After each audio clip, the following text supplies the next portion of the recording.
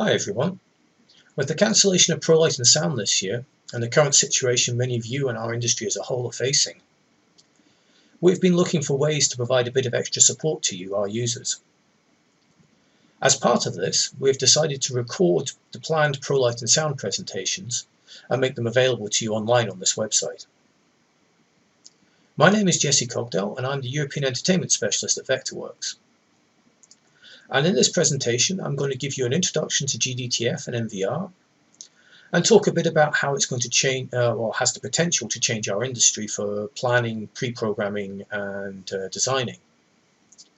At the end, I'm going to give you a short demonstration of the workflow in Spotlight for how to export an MVR file, including GDTF fixture profiles, and use that to patch an MA3 on PC. Now, I had originally planned to do this live at ProLight and Sound on stage, and the original plan was to use an MA3 console and hook it up to Vision and use the same MVR file to patch and set up both, and then can show you that you can control everything directly from the console in Vision without needing any extra work. Due to the current circumstances, I no longer have access to an MA3 console, so this presentation will be a little bit shorter and is only going to be going into the MA3 on PC. I hope you find this useful and stay safe. Imagine a world where lighting fixtures just worked first time every time. This is what we're aiming at with the new general device type format. It's founded on the premise that lighting manufacturers know precisely how their devices are built and how they're intended to work. Nowadays, lighting fixtures and other DMX-controlled devices are becoming more and more complex. The development of these devices is faster than ever. New devices are designed with very complex structures and multiple instances. They have more complex color mixing systems and mode dependencies.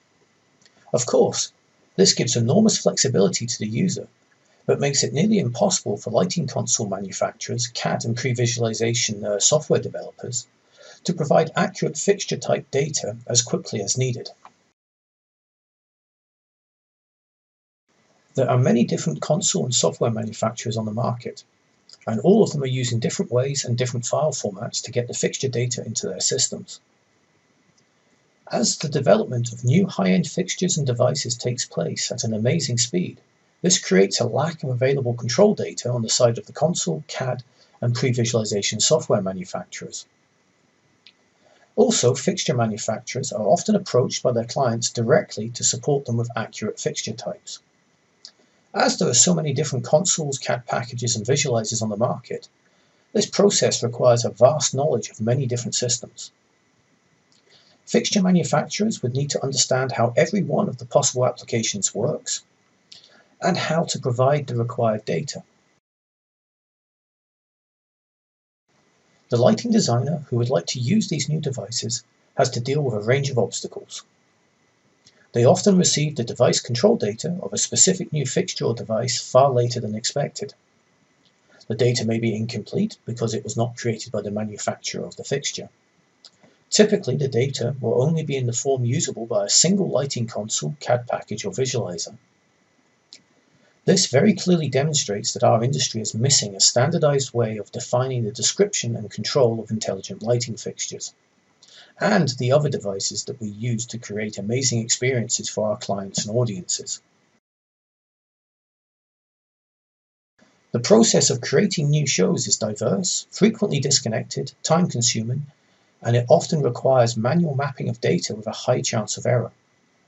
General device type format simplifies the entire workflow. It creates a common data exchange language, which is the pillar of a fully connected workflow from CAD to previs to console. Although there is no single correct process for creating a new show or event design, all designers have to deal with similar challenges during their creative process. GDTF will contain all of the information required to control and visualize all kinds of devices, like lighting fixtures, video interfaces, and pyro, water effects, special effects, or lasers, in a standardized manner. It supports the manufacturers to structure and provide all the relevant data to make their devices look best on stage and during visualization.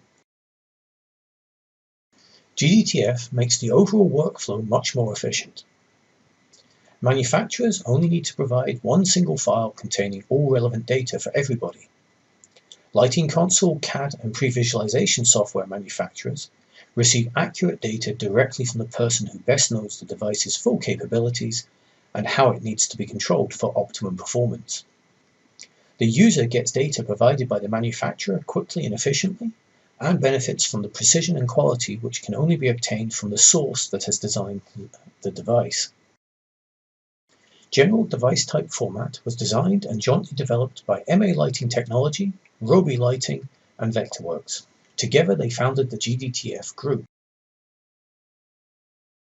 GDTF has been developed as an open standards-based format, allowing manufacturers involved in entertainment design, production and performance to easily participate, and help establish GDTF as a true standard for our industry.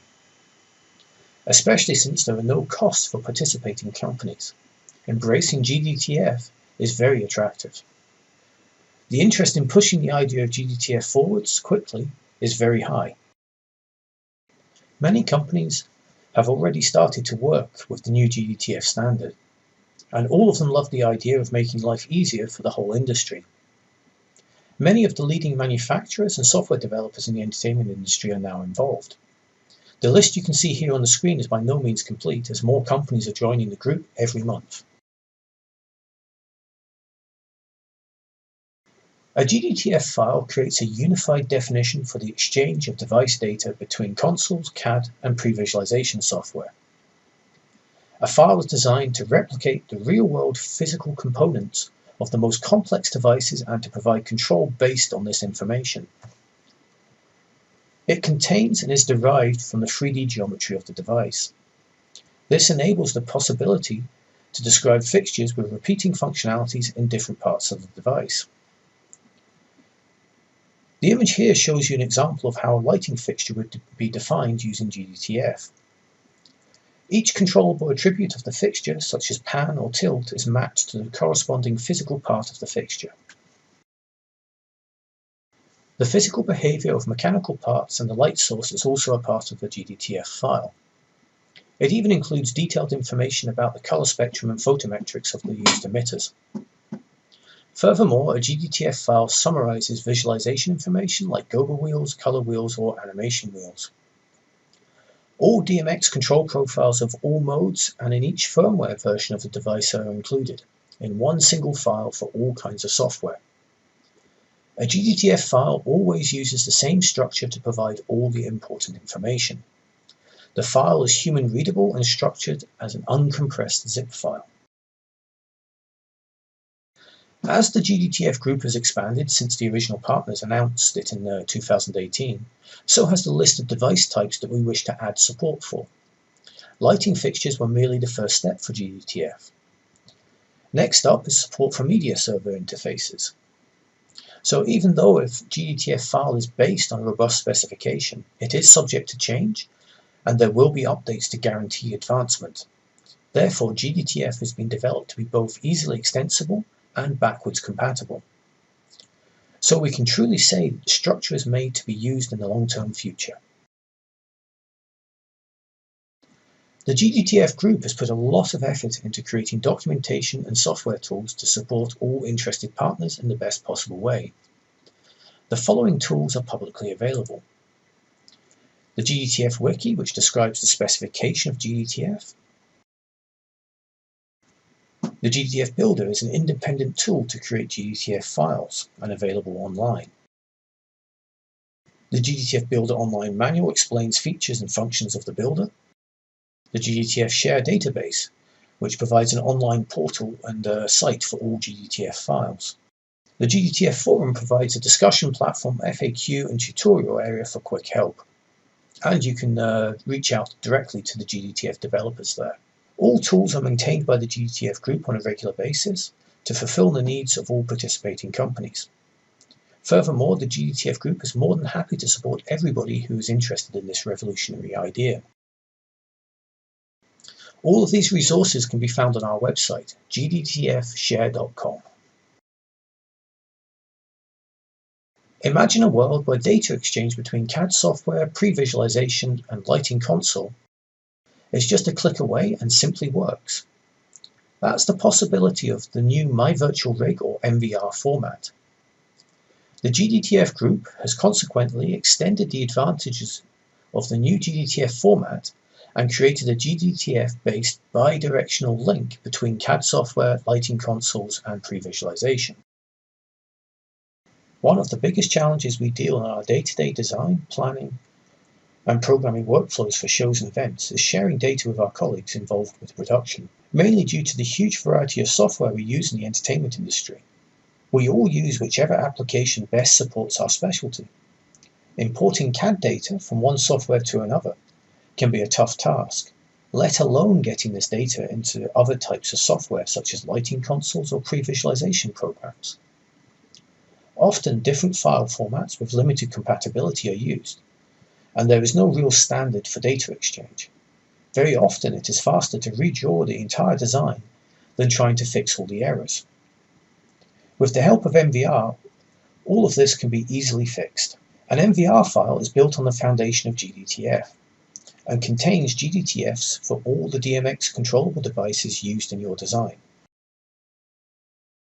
In addition to containing GDTF files, an MVR file also contains all of the 3D geometry of your venue and environment, with any attached textures, the entire DMX patch and positional data of your design, which combined with the 3D geometry provides the contextual data needed to make use of the GDTFs in the file.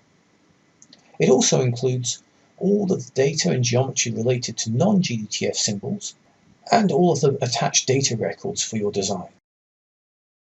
In our industry, efficient collaboration between the different designers, planners and companies involved in a project is vital to delivering a successful show or event, especially when you consider the short time frames often involved. Currently, there is often a lot of time lost due to duplicated workflows and single directional data exchanges. Whether it is from CAD to CAD, from CAD to previs or console, the exchange of important data is difficult. MVR offers new possibilities to our industry. Users can dramatically decrease the time needed to prepare a project. MVR enables the export from and into any element involved in the design process. It is now possible to patch your console right out of your CAD software or pre-visualization application. When changes are made during pre-programming, the user can easily update the CAD documentation with the help of an MVR file exported from the console or the previous software. Furthermore, it is much easier now to project share data with other involved companies and colleagues. They simply import the MVR file that you have sent or export an MVR file that you need. Bidirectional communication between all groups involved in the project creates completely new workflows, makes project coordination and sharing far easier, and greatly reduces the duplication of work previously required. MVR will revolutionize how our industry designs, plans, documents and pre-programs shows and events. For the next part of this presentation, I'm going to switch over to Vectorworks Spotlight and show you how to export an MVR file and how to use this to patch your MA3 console. Okay, so here we have the design model that I've prepared in Vectorworks, and as you can see it's a full 3D model with various elements like lighting fixtures, movable scenery objects and so on. Now to make this process easier, I'm just going to change this into a 2D top-down plan view. Okay, now that we're in a top-down plan view, it's much easier to see the details of the plan. I've fully patched and addressed this previously before starting this demo. Now you can see here when I select a fixture, it has its mode assigned, it has the DMX address and all the other details that you need. However, it is not yet ready to export as part of an MVR. To be able to export an MVR successfully from Spotlight, we need to link the Spotlight lighting symbols to a GDTF. Now, the easiest way to do this is to use the GDTF fixture mode drop-down in the object info pane after group selecting your fixtures. So as you can see here, I currently don't have any GDTFs available for the pointies. So what we have to do is use the import GDTF command. And here is the pointy personnel GDTF I downloaded earlier from the website. Hit open. And now, when we open up this drop-down, you'll see that Aerobe Pointy Mode 2 is now available to select. And just quickly select it, we've now got the Aerobe Mode 2 assigned. For the other fixtures, so for the Source 4s and the Roman 800 LED washes and the 100 beams, we can use the GDTF resources file and access or import the GDTFs from there, which I've previously saved. So we've got the source 436 degree here. We hit import, and then we just do that the same for each of the others that we want to use, the 100 beam and the 800 wash. These will now be available inside your file. So if I quickly select here, you see ETC is now shown up in the menu, and we'll just do the 8-bit mode for the moment. And if I select the 800 washes,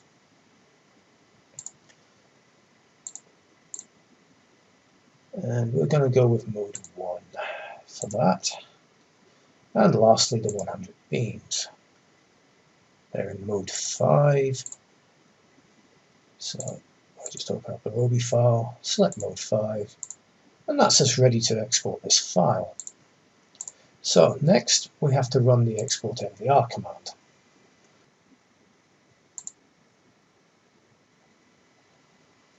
Okay, so now we've got the export MVR dialog open, and you can see here I've chosen visible objects. This means we can use the class and layer visibility to control the export. And you can also turn off other items here, such as focus points, which most other software can't read, and so on. And importantly for this demonstration, you can see here the assigned GDTF files, the mode that's been used, and the number of fixtures. And now we just hit OK, tell it where we want to save it. In this case, I'm just going to dump it on the desktop, hit save, and the export process begins.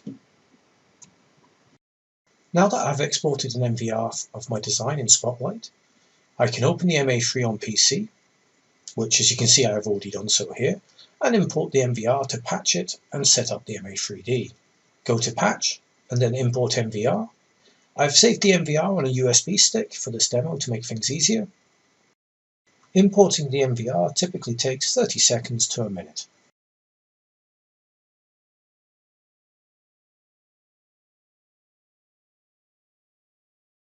And here we have our patch. I'm afraid I'm not very good yet with the MA3 interface, so I'm just going to scroll down until I get to the fixtures. You can see here that the fixtures are present, complete with fixture ID, fixture type, mode, and address. Now we're going to close and save the patch and open MA3D.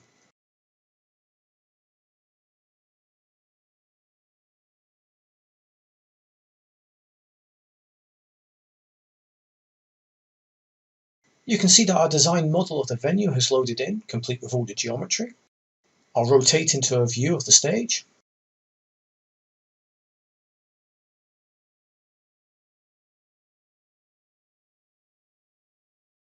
Here you can see we have our stage and all the basic geometry associated with it.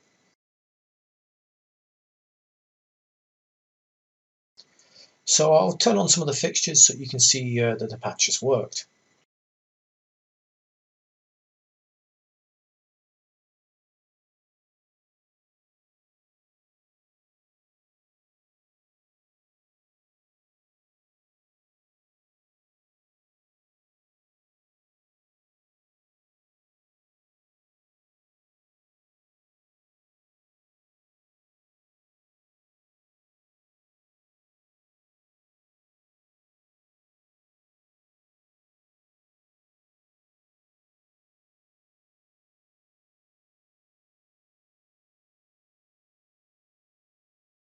As you can see from this demonstration, using MVR to set up a lighting console patch and previs is a very quick and easy process.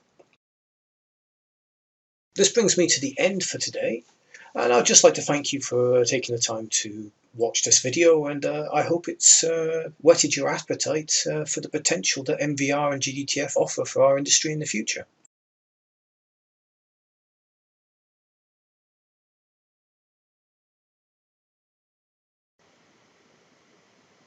I hope this has given you a good understanding of how you can benefit from GDTF and MVR, and how this will help revolutionize how we work in our industry moving forwards. If you're interested in finding out anything more about MVR or GDTF, please visit gdtfshare.com, and you can access the forums, the frequently asked questions, or the wiki directly from the website.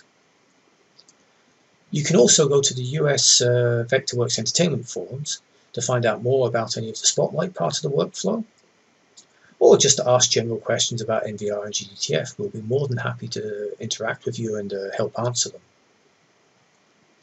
So I hope to see you next year at ProLight and Sound when the circumstances are better. Until then, stay safe and goodbye.